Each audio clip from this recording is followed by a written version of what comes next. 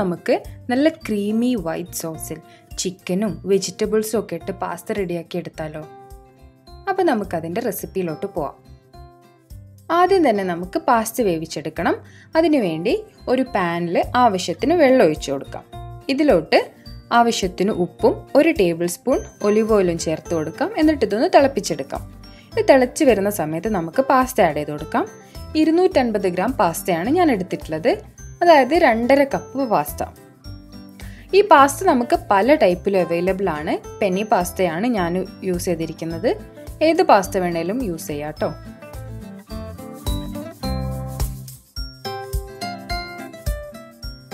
Pasta over കുക്കാവാൻ പാടില്ല, കാരണം white സോസിലൊക്കെ കിടന്ന് വീണ്ടും പാസ്ത കുറച്ചും കൂടെ വേവേണ്ടതാണ്. അപ്പോൾ ഓവർ കുക്കായി കഴിഞ്ഞാൽ പാസ്ത പൊട്ടിപ്പോവും. ഇതുപോലെ ഈ ഒരു വേവാകുമ്പോൾ നമുക്ക് ഫ്ലെയിം ഓഫ് ചെയ്തെടുക്കാം. എന്നിട്ട് ഈ പാസ്ത ഡ്രെയിൻ ചെയ്ത് വെള്ളം മാറ്റിയെടുക്കാം. കുറച്ച് തണുത്ത വെള്ളം കൂടെ ഒഴിച്ചു കൊടുത്ത് മാറ്റി വെക്കാം. ഇനി പാസ്തയിലോട്ടുള്ള ചിക്കൻ റെഡിയാക്കി എടുക്കാൻ വേണ്ടിയിട്ട് അതൊന്ന് വേവിച്ചെടുക്കണം. 150 ഗ്രാം ചിക്കനാണ് ഞാൻ എടുത്തിട്ടുള്ളത്. ഈ ചിക്കനിലോട്ട് 1 ടീസ്പൂൺ കുരുമുളക് പൊടിയും ആവശ്യത്തിന് ഉപ്പും കുറച്ച് വെള്ളവും കൂടെ ചേർത്തിട്ട് അതൊന്ന് വേവിച്ചെടുക്കാം. ചിക്കൻ വേവിച്ചെടുത്ത ശേഷം ഇതുപോലെ കൈവച്ച് ചെറിയ പീസാക്കി കട്ട് ചെയ്ത് മാറ്റി വെക്കാം. ചൂടായ പാനിലോട്ട് 2 table spoon olive oil add ചെയ്ത് കൊടുക്കാം. വെളിച്ചെണ്ണ അല്ലാത്ത മറ്റേത് ഓയിൽ വേണമെങ്കിലും ഉപയോഗിക്കാം കേട്ടോ, പക്ഷേ ഒലിവ് ഓയിലാണ് ബെറ്റർ. ഇതിലോട്ട് 3 അല്ലി വെളുത്തുള്ളി കൂടെ ചേർത്ത് കൊടുക്കാം. ഇത് ലൈറ്റായിട്ടൊന്ന് സോട്ട് ചെയ്തെടുക്കാം. ഇതിൻ്റെ പച്ചമണം മാറി വരുന്ന സമയത്ത് നമുക്കിതിലോട്ട് ഉള്ളി ആഡ് ചെയ്ത് കൊടുക്കാം. ഒരു ചെറിയ ഉള്ളിയാണ് ഞാൻ എടുത്തിട്ടുള്ളത്. ഇതും കൂടെ ഒന്ന് മിക്സ് ചെയ്തെടുക്കാം. ഉപ്പ് കൂടി പോവരുത്, കാരണം നമ്മൾ പാസ്തയിലും ചിക്കനിലും എല്ലാം ഓൾറെഡി ഉപ്പ് ആഡ് ചെയ്തിട്ടുണ്ട്. ഇനി ക്യാപ്സിക്കം കൂടെ ചേർത്ത് കൊടുക്കാം. ഒരു ക്യാപ്സിക്കത്തിൻ്റെ പകുതിയാണ് ഞാൻ എടുത്തിട്ടുള്ളത്. കൂടുതൽ വെജിറ്റബിൾസ് ആവശ്യമില്ല ഇതിൽ. ഇനി ഇതിലേക്ക് കുരുമുളകും കൂടെ ആഡ് ചെയ്ത് കൊടുക്കാം. ഇത് ഫ്രഷ് ആയിട്ട് പൊടിച്ചെടുക്കുന്ന കുരുമുളകാണ്. എന്നിട്ട് ഇതൊന്ന് മിക്സ് ചെയ്തെടുക്കാം. വെജിറ്റബിൾസ് ഇതിൽ കൂടുതൽ സോട്ട് ചെയ്യേണ്ട ആവശ്യമില്ല. ലൈറ്റായിട്ടൊന്ന് കളർ മാറി വരുന്ന സമയത്ത് നമുക്ക് ഫ്ലെയിം ഓഫ് ചെയ്ത് വെജിറ്റബിൾസ് മാറ്റി വെക്കാം.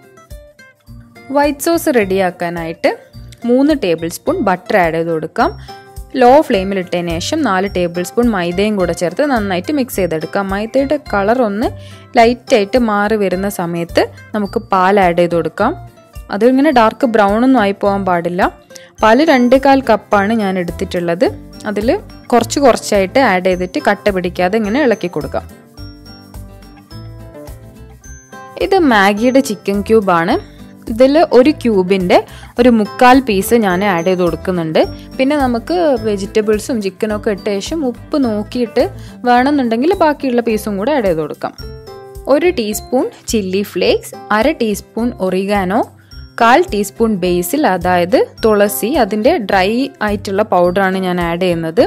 നാട്ടിൽ ഫ്രഷ് ആയിട്ടുള്ള ലീഫൊക്കെ കിട്ടുമല്ലോ, അപ്പോൾ ഫ്രഷ് ലീവ്സ് ആഡ് ചെയ്താലും മതി. ഒരു 3-4 ലീഫ് ആഡ് ചെയ്ത് കൊടുക്കാം. ഇനി കുറച്ച് കുരുമുളക് പൊടിയും കൂടെ ചേർത്ത് നന്നായിട്ട് മിക്സ് ചെയ്തെടുക്കാം. ഈ ഒരു രീതിയിൽ വൈറ്റ് സോസ് ചെയ്യുമ്പോൾ നമ്മളെ പാസ്തയ്ക്ക് ഒരു സ്പെഷ്യൽ ഫ്ലേവർ കിട്ടും.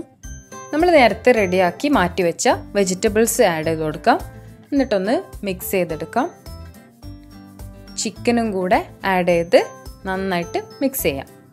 ഉപ്പ് നോക്കിയ സമയത്ത് എല്ലാം കറക്റ്റാണ്. അപ്പോൾ നമ്മൾ മാറ്റി വെച്ചിരിക്കുന്ന ക്യൂബിൻ്റെ ബാക്കി പീസ് ഉണ്ടല്ലോ, ഒരു ചെറിയ പീസും കൂടെ അതും കൂടെ ചേർക്കാം.